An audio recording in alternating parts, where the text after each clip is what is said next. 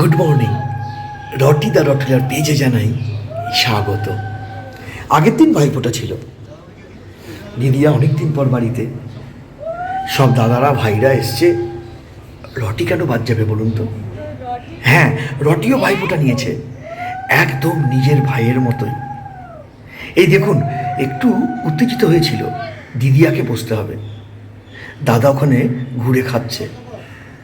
আমি বলেছি এইসব চলবে না, আমি বসে আছি। রটি তুই ভালো করে ভাইফোঁটা নে। এই দেখুন দেখছে যে দিদিয়া কি কি করছে। রটি কিন্তু সবটা বোঝে, আর আমি জানি এই ভিডিওটা দেখার জন্য আপনারা অনেকেই বসে আছেন। যাই হোক, ভিডিওটা কেমন লাগলো জানাতে ভুলবেন না। তবে আমার বিশ্বাস এই ভিডিওটা আপনাদের ভীষণ ভালো লেগেছে। আমার তো খুব ভালো লেগেছে। এরকমই থাক, ভাই বোনের সম্পর্কগুলো যেন এরকমই থাকে।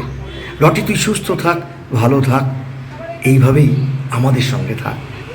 সবাইকে নিয়ে যারা আপনারা ওর ভিডিও দেখেন, রোজ কমেন্ট করেন, তারাও যেমন আনন্দিত, তারা দুহাত ভরে আশীর্বাদ করবেন।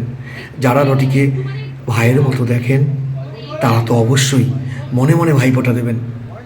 এটাই রটির পাওনা। রটি শুধু সুস্থ থাক এই কামনা করে আজকের ভিডিও। ভালো কাটুক সবারই।